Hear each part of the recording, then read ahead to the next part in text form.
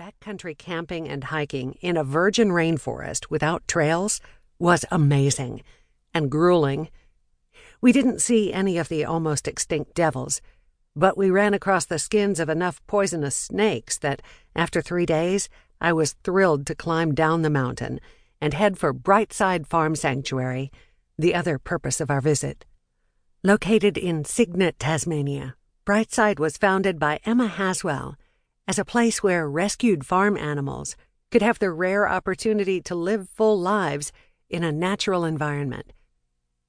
As we drove through the sanctuary's farm gate, we saw lush green hills speckled with grazing cows in the distance, and arrived at a large barn near a house.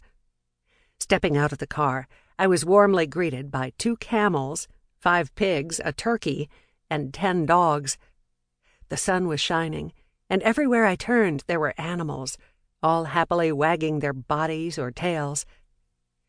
Alex had volunteered to photograph the animals and to donate the images for use in Brightside's promotional materials. While one of the young camels leaned against me, Emma explained that she'd rescued them from a livestock sale yard where they were being sold, along with healthy horses and donkeys, for meat. I stepped aside and Alex snapped a few pictures of the cooperative camels. Then Emma took us into a pasture where Deborah and I visited with the largest cow I've ever seen, and Alex laid down in the mud at the edge of a pond and took photographs of a smiling pig. Next, Emma walked us to a fenced pasture where a friendly black horse trotted over to say hello. As I rubbed her forehead, Emma said, "This is Rosie. When I found her in a meat pen at the sale yards, she was a bag of bones. I could hear her stomach rumbling from 4 pens away. I'd never heard a horse's stomach rumble, and I walked over to see what the noise was. She was standing there with a little boy. The boy was wearing glasses and standing outside the corner of her pen. He had his arms through the bars, and the horse had her head resting in his arms. He was singing to her. I left and came back 40 minutes later, and she was still standing there, with her head resting in his arms, and he was still singing to her. I walked over and said, 'You like that horse, don't you?' He said, 'Yes, I want my family to rescue this horse.' I said, 'Don't worry, I'll make sure the horse is safe.' When the auction started, I outbid the meat buyer and brought Rosie home." Like most advocates who rescue abandoned and discarded animals, Emma says the work is frustrating. Her happiness comes from the animals, such as Flossie, a big white woolly sheep, who, when I met her, was lying in fresh hay, her back against the barn, her eyes closed, and her head tilted toward the sun.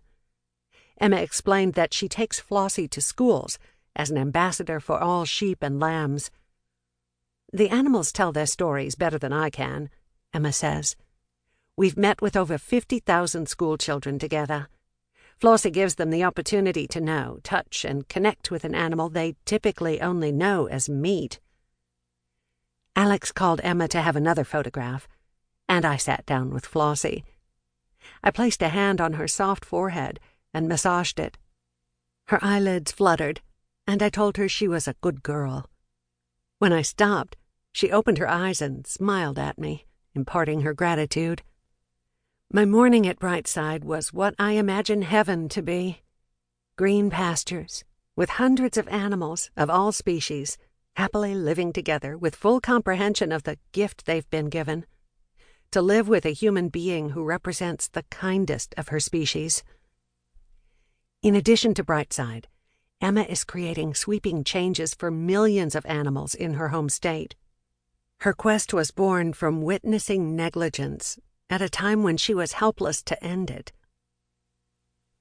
Ross, Tasmania, Australia. The first animal I had a relationship with was a little crossbred dog called Minnie. She looked a bit like a monkey. Her hair was brown, wild and wiry, and she had 2 rows of teeth on the bottom. I'd dress her up in clothes and put bonnets on her, and she'd lie on her back in the pram while I wheeled her around my grandmother's garden. She was gentle, patient, and kind. She was everything to me. I I was raised in the city of Launceston, Tasmania.